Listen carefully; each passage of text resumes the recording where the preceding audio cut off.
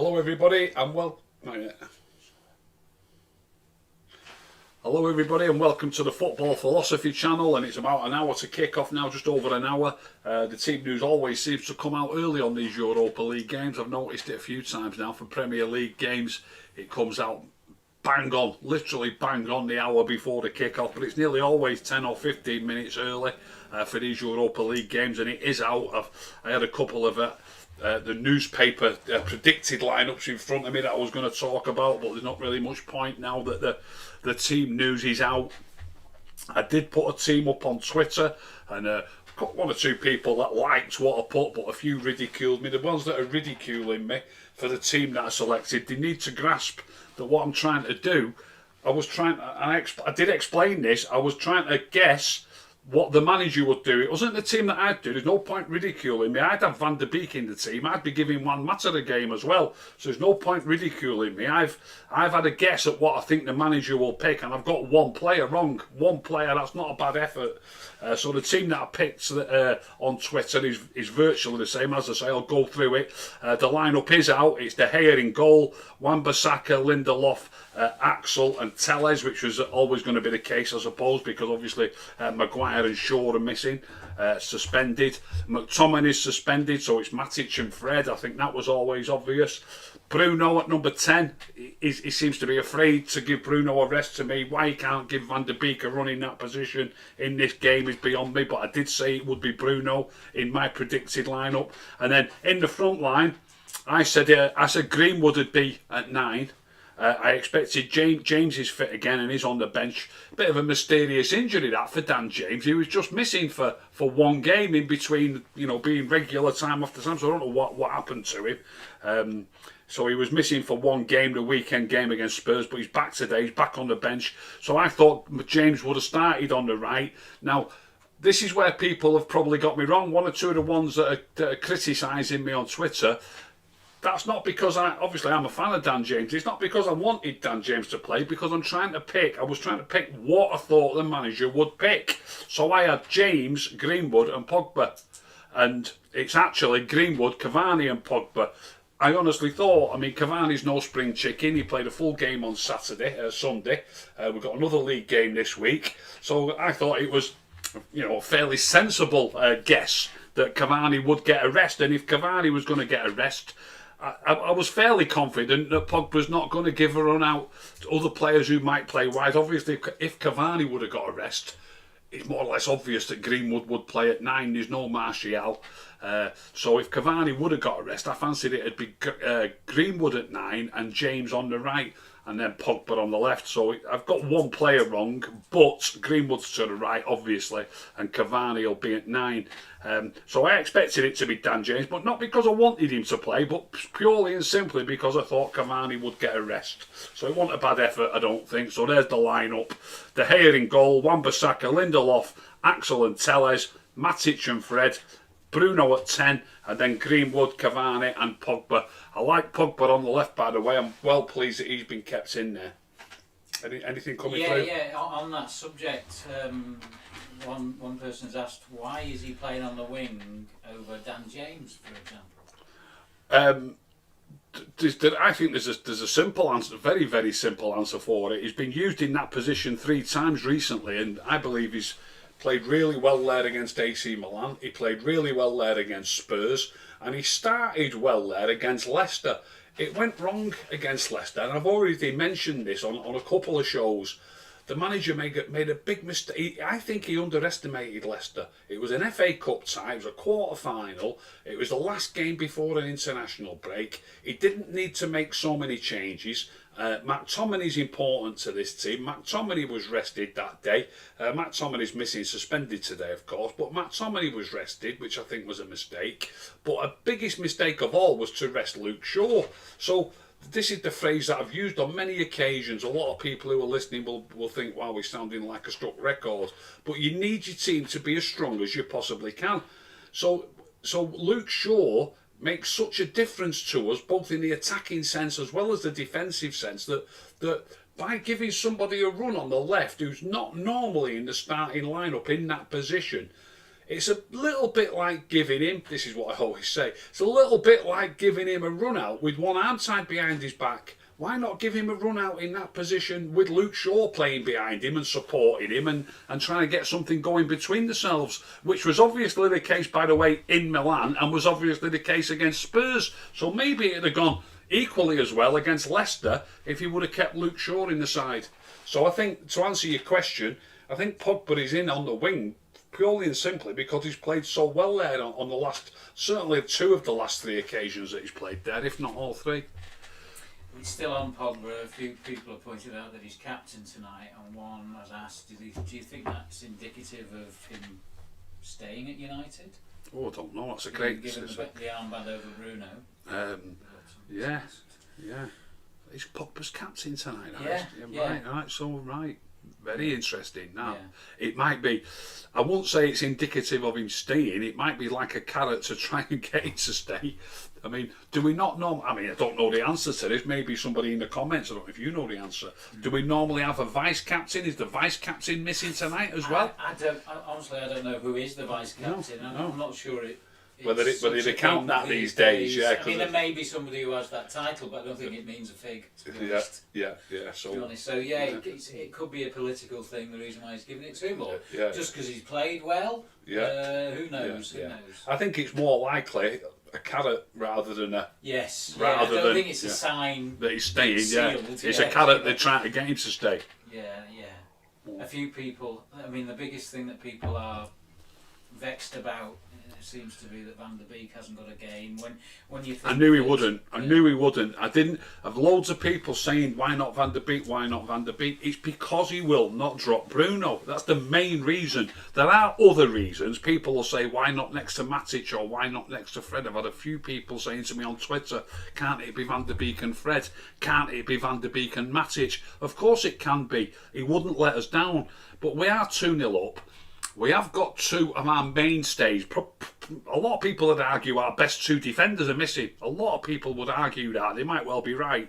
So if not 2 of our best defenders, if our actual best 2 defenders are missing, it might be important that we've got that shield in front tonight of the 2 defensive or proper midfield players. So I don't think he was ever going to get in there tonight against over Matic or Fred, particularly with Maguire and Shaw missing. So if he's not going to get in there, I don't think we've used him on the wide flanks yet, have we at all? I don't think we have. So if he's not, I couldn't see where he would fit him in except in Bruno's position. And I've said this time and time again, he seems to be afraid of leaving Bruno out and giving Van der Beek a run. He has done it once or twice. But when we're 2-0 up at home to Granada, I would have thought he should be playing. But, excuse me. But that's the main reason, because the only position really that suits him above is Bruno's. It would seem to in Ollie's mind, although he's not getting on at all, so who knows what he thinks. He clearly thinks he's not good enough even to play slightly out of position. But people are also mentioning about Wan-Bissaka in the same way they are about Bruno not getting a rest.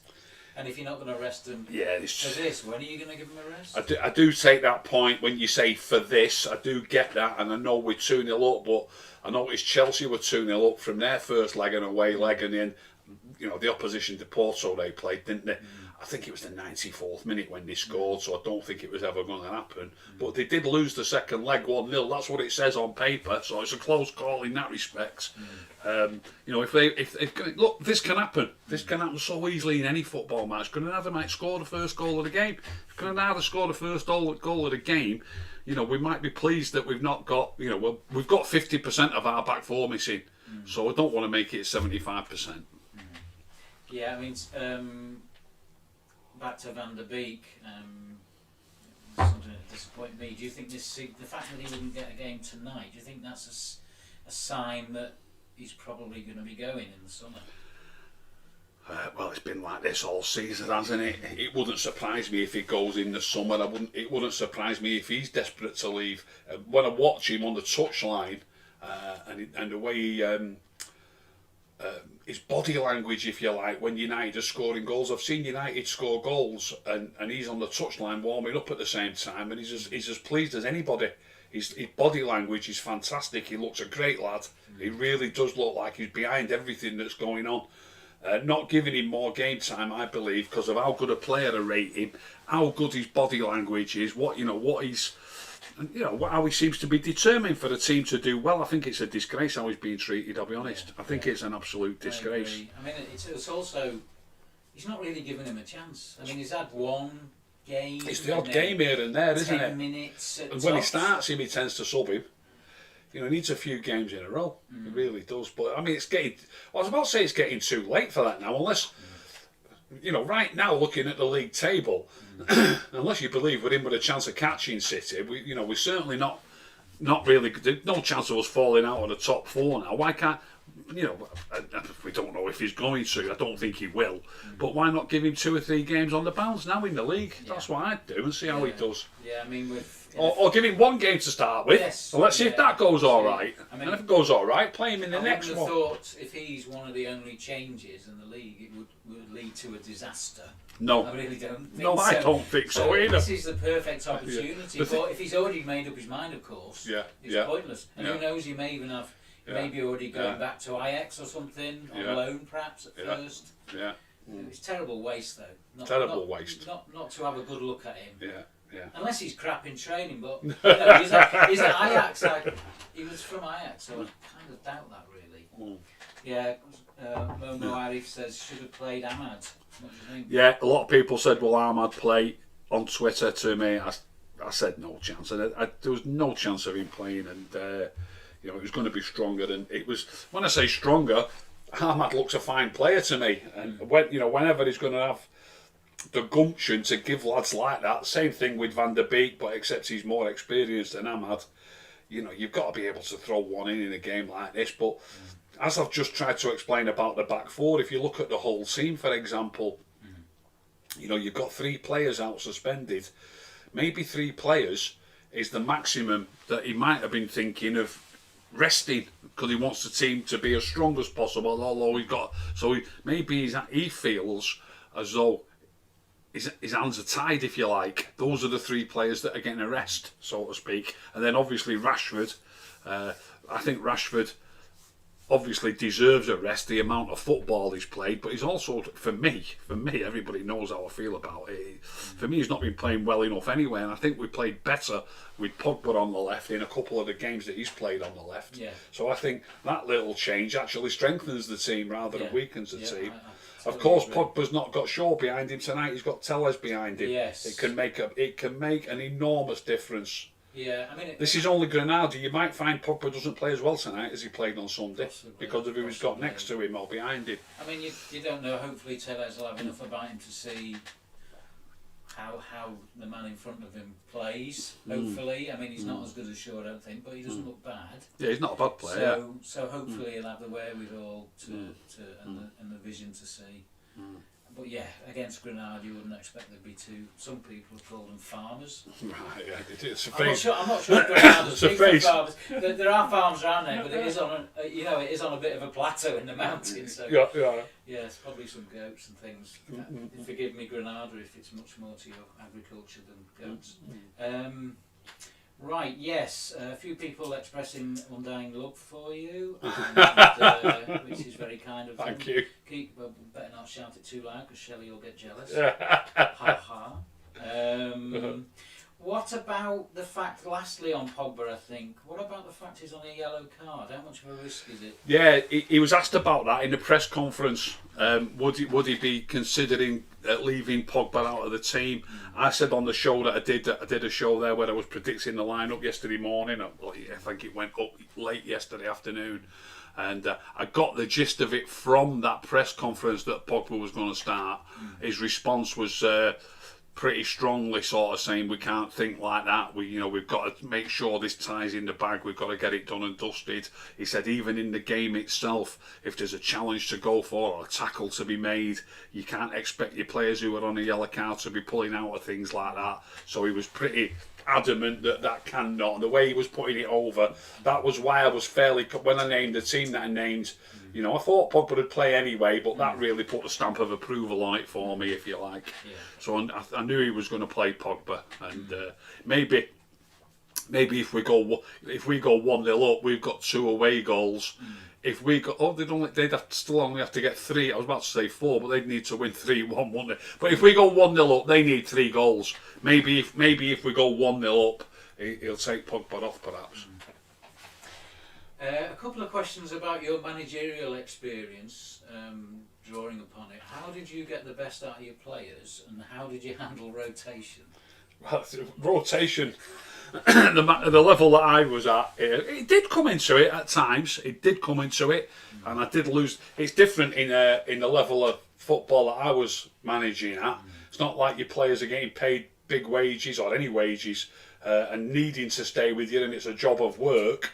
You know, sometimes I had a player on the bench for 6 or 7 games in a row, and he just didn't come back the next week. You know what I mean? You can't do that really when you're getting paid all this money. Yeah. So it's a different kettle of fish. But handling it wasn't easy at times. But at the same time, if I wanted to win things, which we did, I managed plenty of teams that won trophies. You had to go with your best team, and sometimes, often there was you got the odd positional thing where you might say, is he better than him? But generally you knew what your best team was, give or take one position. Yeah. So how did you? Okay, given that you'd always pick your best team, certainly if it was an important game, which you still have at Sunday League football level, you certainly do. How did you try and get them to give that extra bit more, or any particular method you'd use that may be transferable to a Premier League manager situation? Transferable to a Premier League. I think the best thing I could say to my lads was that I'd buy the beer in a pub if we won the match. I think that was always I don't think that would have much an effect on United's players. Well, money just maybe that's I'm getting the beer in if you get the 2 points. It was 2 points in for a win in those days. I'm getting the beer in if we get the 2 points. Okay. There's one kind of a question regarding players from the recent past. Who did you prefer, Van Nistelrooy or Van Persie? Van Nistelrooy by a country mile. Yeah. Van Nistelrooy was unbelievable. Why? Yeah, they were both great players. Van Persie was a great player, of course he was. Van Nistelrooy was, for me, just one of the best strikers I've ever seen. Van Persie wouldn't, as good as he was, I don't think I'd put him up quite at that level. He could score all types of goals. Van Nistelrooy, he was rapid, he could beat men, create chances for himself, score headers, he was a fox in the box type player. He could get the tap-ins. He was just awesome, Van Nistelrooy. Awesome, it really was. I was a fan of his. The way you could. I know players perhaps too often, certainly our players at the moment, are laying off the ball as a first touch and not doing it very well. One thing I remember from Van Nistelrooy from his first game was how, remember, the players we had before and with him, strikers, were top draw. Yeah. But the way he could just lay the ball off, 30-yard pass, lay off, the ball, he would have his back to goal, in the centre circle or just outside, and he could just lay it off. Yeah. It was different class. Different class.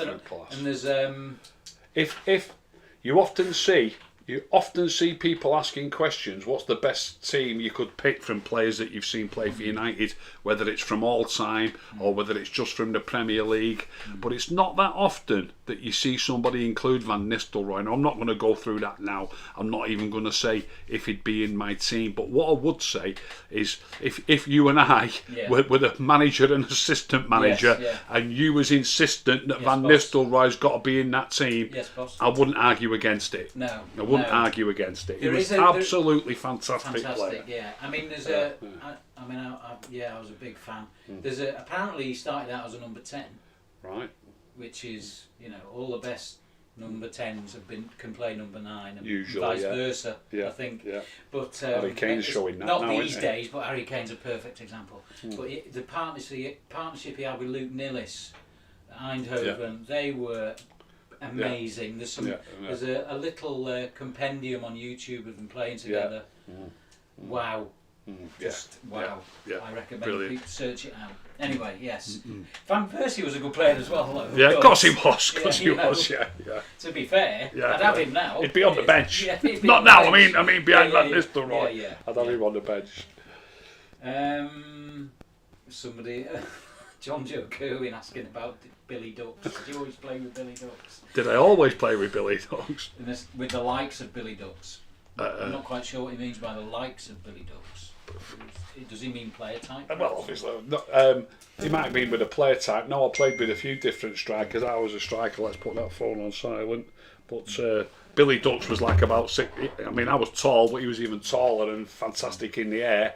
So it was a different combination, me and Billy Ducks from other I played in some other good combinations.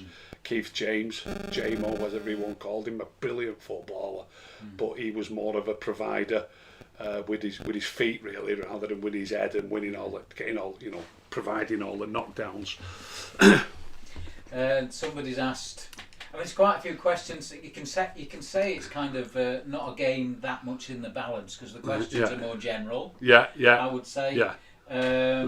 Somebody's asked. I don't know if they're being tongue-in-cheek a bit. Should Bruno play as a 10 or as a false 9? Isn't that more about whether you play with a 9 or not? Yeah. Do you want to maybe bring in Van der Beek and drop whoever's playing as the target man, so-called? Yeah. What we used to call a target man. Yeah. It's a good question, but I think I'd probably just say as a 10, really. I like to have somebody who's up top, really. Yeah. So I'd say as a 10. What's the difference between a false 9 and a 10? I suppose a false 9 to me is pretty similar to being at number 10, except you haven't got a number 9 to aim for. Pretty similar.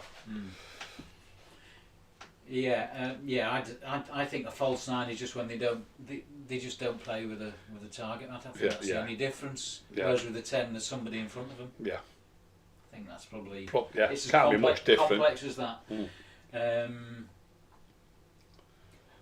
Ross says it's in the super chat. He says, where are we? I wrote it down. Oh, your shirt's looking very attractive. Who said that? Ross. Thank you, Ross. Yeah. I mean, I think the cameras are showing it particularly well. I've just thought, have we got the red background on it as well, have we? Yes. Right. Yes, it probably blends in, does it? Yeah, it's the colour of passion. No wonder you're getting all these love arts. It's not Valentine's Day. No. Where are we? I'm just trying to think. I wrote something down. So while you're looking, I'll be interested to see how we approach this game tonight. I'll be very interested to see how we approach it. I just touched on the Chelsea game, and I'd love to have watched that game last night. I watched who was it last night? City, wasn't it? I watched City until they went 2-1 up. I watched it anyway because that was 4-2 then on aggregate, so I switched it off at that point. But I'd like to have watched the Chelsea game. Oh no, I'm getting confused here. It was Liverpool Real Madrid last night. Chelsea was the night before. I watched Bayern PSG the night before. But Chelsea 2-0 up from the first leg, from the away leg. I'd love to have seen how that was. I mean, I imagine they just sat back and let them come at them. And I'm wondering whether we might do the same tonight, being 2-0 up, whether we might just soak up a little bit of pressure. Be interesting to see. Yeah, well, the manager hopes that the team aren't going to be stretched too much. I don't think they will be, but there were a couple of decent players. I can't remember off the top of my head now, but the left-sided guy. He still looks all right. Soldado. And the left-sided guy. Who's on loan from Chelsea. Yeah. Was it Ferrara or something like that? No, I forgot his name now. It's lots of people asking you this player or that player, which do you prefer, saying which is your favourite, basically, Portuguese player who's played at United. My favourite Portuguese player? Who's played at United. That was from John Gomez, I think. Gomez is I don't think you can look further than Ronaldo, can you? Ronaldo. I'll be honest, I wasn't a fan of Ronaldo's when we first signed him, but what he went on to do just for us and since then in his career, you can't go past Ronaldo. He was he wasn't the finished article until when we very first end, got him, the last year or two when we had him, even though he could still do amazing things. It was, and he's turned into it's one of the best players colossus, ever. But he was more of a team player at Madrid. Maybe he had to be. Maybe it was thought like if you don't play for the team, you're out. Anyway, lots of people asking, players. Who are your three? Sunderland until I die. Hi, Rick. Sunderland. Who would you say your favourite three players are to ever play for United? Three favourite players ever to play for United.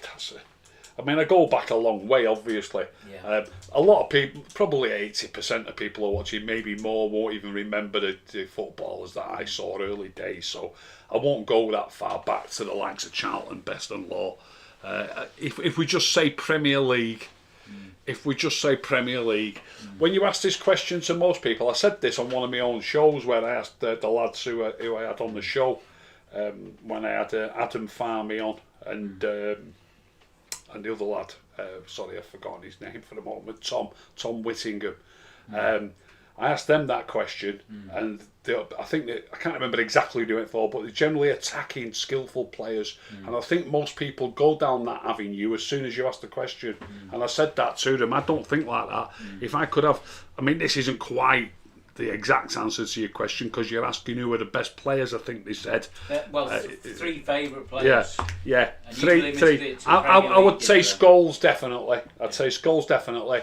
But I always think about starting from the back and getting it right from the back, and then in midfield and so on and so forth. So I know it's your question, but I'll just tweak it a little bit. If I could have three players playing for us now that have played for us in the Premier League era, I would have Keane and Scholes for certain, and then either one of two centre backs would do me. Ferdinand and Stam. Yeah. Either one of those two. I'd toss a coin and then see which one I'm getting. They're my favourite in the Premier League. They're the two. I think they'd work well as a combi. Well, they'd be fantastic. They're both good footballers. They're both I mean, strong. I'd be tempted to leave. Look, Scholes is the best football. You know, I've not seen a better footballer than Paul Scholes, but I'd be tempted to leave him out and go, because if you don't let a goal in, you can't lose. It's not a bad place to start. Yeah. I know you can't guarantee that you're never going to let a goal in, but if you had Ferdinand and Stam as your two centre backs and Roy Keane just in front of them, trust me, you're not going to let many in. You're not going to let many in. I think someone's making fun now. Momo Arif has said Maguire is better than Stam. Lay off the sauce. I mean, it's funny, isn't it? I always think of Dennis Irwin and Schmeichel. People forget about goalkeepers, like they forget about drummers in bands only. But my God, was it Momo Arif who just said that? Yeah, I'm sure. I mean, he's probably joking, but if he's not, I'll just say this: there's not many players who have only ever played 3 seasons in the Premier League and got 3 title medals. Plenty of players got 3 title medals, but there's not many only played 3 seasons in the Premier League and got 3 title medals. Yep, Stam has. Yeah. That tells you something. Yeah. We probably wouldn't get. I mean, when I say 3 seasons, I think he played 1 game in a 4th season, but then left. The transfer window was still open. I don't know if the transfer window was as small as it was then. But either way, he played 1 game, I think, and then he let him go. Yeah. And it might have made all the difference if we'd have kept him. No team's ever won. And Sir Alex himself, don't think there isn't a person alive who hasn't made a mistake. Right, Sir Alex himself has said that it was a mistake to let Stam go, and he's sorry that he let him go. Now, I believe it could be as drastic as this. I've just explained the importance of players playing together and having good players next year. I've just said that about Luke Shaw being necessary behind Pogba at Leicester.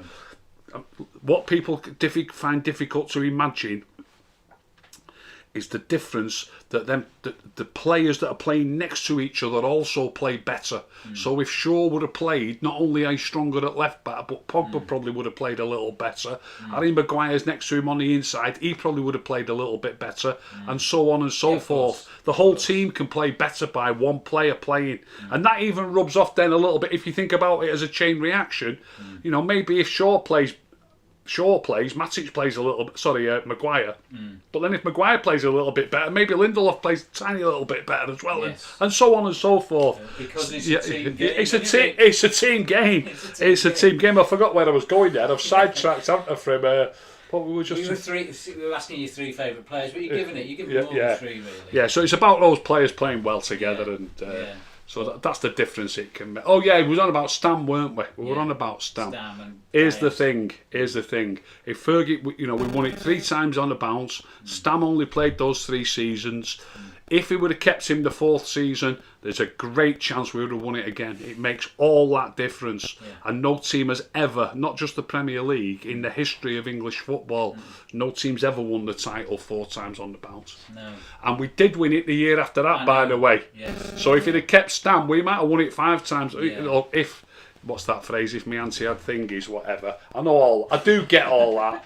But the difference it can make a player as good as that is astonishing. So we might have won it 5 times on the bounce had we kept him. Yeah, plenty of those questions. Those type of questions. Which have you got any pets? That's the latest question. No. Football's your pet, really. Isn't it? Yeah, that is it. Yeah. Oh, Jasmine's just come in with a super chat. Hi, Jasmine. How highly do you rate Lindelof? And somebody else asked the question before. Excuse me if it was you, Jasmine, then as well. Who's our best centre back at the club? Fantastic question. They've got different strengths, and I think they've got a lot. When we first signed Maguire, I went in heavily on him, but he's improved dramatically since the early days. But for the price that they paid, it's a good job he has, really. They've got different strengths, and it's difficult to say which one's the better. Some people might say it's difficult to say which one's the worst rather than which one's the better. But we are second in the league. We're still in. I know it's only the Europa League, but we're not too bad defensively. I think they're both decent players. I think I like footballers, and I think Lindelof's slightly better on the ball. Yeah. So I mean, a lot of people think he's terrible, but for me, I would just about say Lindelof. Yeah. It's not talked about enough that your first criteria for looking at a player, certainly at the top level, is what's the general football ability. Yeah, 100%. If you're playing 5-a-side, would you happy to pick him, or would you only pick him if you played him? I don't think Lindelof would be the last one against the wall, would he, if he was picking up sides? No, you know what I mean? No, certainly not from our squad. Yeah. You know what I mean? Not from our squad. Yeah. Adam Farmy's coming with a super chat. Hi, Adam. Question. Hope you're well, mate. Your thinking makes sense to me. It was a comment as much as a question. Your thinking makes sense to me, Rick. Good centre-backs and midfielders like Scholes could fit in almost any system, formation and style. It's tricky when it comes to the forwards, but centre-backs and a proper midfielder are timeless. Yes, 100% agree. Even though we're not really living in the era of proper midfielders. I remember Keane on the telly the other day, who was talking to other members in the Sky studio, members of the Sky team, about how midfielders these days, he sounds like an old curmudgeon, and I know he's playing it up for comedic value, but midfielders have less to do now. They're defensive midfielders. In effect, that's what he's saying. He's not wrong. Yeah. I mean, they don't just pick the systems. It's not their fault. But they have less to do. It's such an important role in the team, and such an important. It's just such an important role in the team that I've just suggested that if I could choose 3 players from the Premier League years, I'd have Ferdinand and Stam as my 2 centre backs, and then I'd have Roy Keane just in front. It's such an important position, though.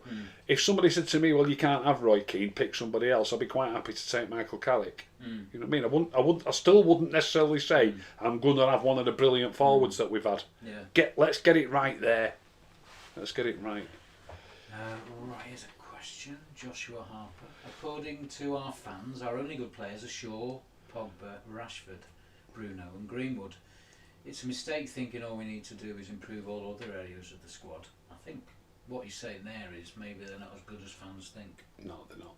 Definitely not. How do you rate, I know a couple of people have asked this in the comments previously, I'm just remembering now. How do you rate Bruno as a player? I think somebody asked if you hate him. I think that's no. I don't hate him. No, he does overplay too much, and against Spurs at the weekend, as I've said about football being infectious and playing better when you're playing next to better players, I believe he still did one or two silly things without a doubt, and I love players who don't do silly things. I love players who try and keep that simple ball. Some people think, yeah, but who's going to create? Doesn't matter. You just need to keep passing the ball and get. Let's get hold of the ball. Let's dominate the possession. Let's dominate territorially, and then let's start pulling them around. And you do that with lots and lots of passes. And if you've not got a simple, there was one that Bruno did against Spurs at the weekend. I watched it and I rewound it 2 or 3 times, and there was a point where I could just stop it. This is what I'm like. There's a point where I could just stop it because obviously the play's moving. Obviously everything's moving. There's a point where I could just stop it not long before he actually releases his pass, and I can see all 10 outfield players, because obviously the camera doesn't. When you're watching a game, it's difficult to watch a game and understand everything that's going on for anybody while you're watching the game and think what should have done, what should have happened there. But the camera doesn't show you all the pitch all the time, does it? It shows a small part of the pitch. So Bruno knocked a ball in the first half against Spurs, but went straight over everybody's head, one bounce straight to the goalkeeper. Nobody had any chance of getting to it, and I'm sure Bruno, all fans at least, he's trying to create. If that's how you're trying to create, Phil Jones could do that for you. Just keep kicking the ball over their defenders and hoping somebody can get onto it. He could. Trust me, he could. You don't mean that in a good way. Yeah, no matter what you think of Phil Jones, he's a professional footballer who's got England caps and has played a lot of games for Manchester United. He can kick a football, and he can kick a football over the defenders that are standing 20 yards in front of him. He might not be able to do it as accurately as Bruno can, but at the same time, Bruno needs to get his accuracy up a bit, because he does it that often. Goes over the defence. Now then, here's my point. I stopped it. You can only see a third of the pitch, maybe a little bit more than a third. You can see the keeper, you can see Bruno on the ball, and I've counted the white shirts, and all 10 white shirts are between Bruno and the goal. So he's kicked it over all of their team to their goalkeeper. What's the chances of that coming off? And the reason I've mentioned the fact that I've counted all, I can't see what's behind Bruno, but I know for a fact there's no white shirts behind him, because they're all in front of him. Yeah. So all he should have done, and people might go, oh, that's boring, he should have just turned round and give it to Maguire, let Maguire give it to Lindelof. This is how the best teams play. Don't just do it like that willy-nilly. Keep hold of possession. Wait for a better opportunity to make an opportunity. I mean, you're dead right. I think you might say in that situation, although we played well against Spurs. After the first half hour. I mean, it's some of he only did 2 or 3 silly things against Spurs. I'm not joking. I've seen him do 8, 9, 10 silly things. Yes. Do you know what I mean? Yeah. I mean, it was just, if he had all the Spurs players in front of him and he still insisted on in his own mind he thought he had to pass it forward, chip it over them, which is, it's very low chance of actually getting anywhere, getting to the striker or whatever. Maybe the players behind him, the United players, need to be a bit more dynamic with their movement, or clever with the movement. There's all sorts of other things that come into it. Of it course, doesn't mean you give it away to make the point. Yeah, don't give it away to make the point. No, just let's try and keep it. Yeah. So getting back to the actual question, I would like him to simplify his game. Look, all of our players play well when we simplify it, and if he keeps it simple, the way we played against Spurs, I really think we're getting somewhere. And when I speak about Van der Beek playing at number 10, Van der Beek would play like that every time. Van der Beek would, look, you can all say he won't score the goals. He might not score the goals, but you won't see how it works until a chance is given. And he wouldn't play that long ball over the top. Virtually never. It's not his style. Yeah, Adam's giving every indication that he's a big fan of Carrick. Great player, Carrick. Fantastic player. A guy I was at university with who was a West Ham fan. He knew the young players as they were coming through. Everyone was talking about Joe Cole and Frank Lampard Jr. As he was known then. But he said no. Carrick's the one. Did he? Yeah, he said Carrick's over and above. Now Frank Lampard Jr. was a great player. I think Joe Cole flattered to deceive a bit. Yeah. But couldn't agree with you more. But Carrick. That's exactly Carrick, Lampard, Joe Cole. He told me that before he was anywhere near United. He was still at West Ham. Yeah. So. Yeah. Yeah. Anyway, Last question, I think, mate. If there's one there on the screen, it's 7:30. It's kicking off in 7:32 actually. I'm just Looking forward to it, even though we're 2-0 up. What do you think of Pogba as number 10? That's the last one. Pogba as number 10, I'm sure he'd do a fine job. I liked how he's played wide left 2 or 3 times recently. I'm sure Pogba would do a perfectly decent job as a number 10, but I'd stick with Bruno, and I'd accept that I would, just because Pogba plays so well on the left as well, and I'd give Van der Beek more game time. I mean, if we go a goal up tonight, is he not going to give him 20 minutes or half an hour tonight when it's really done and dusted? I hope so. Well, if he doesn't, then that maybe does say, well, he's going, isn't he? Yeah. Which would be a terrible shame. I I still think hope so. that he won't, because he plays possession football. That's his culture. That's you can see by the way he plays. The way he plays, you know. exactly. He doesn't try and do Hollywood balls all the time, you know, but you know, that's more to my liking. Yeah, Pretty sure and to mine. yours as well. Exactly. Right, okay. That's that. We're 2-0 up. Let's hope we're 3-0 up by 8:15. If you've enjoyed that show, please subscribe. Please tell all your friends. If you didn't enjoy it, don't tell anybody. Keep stum.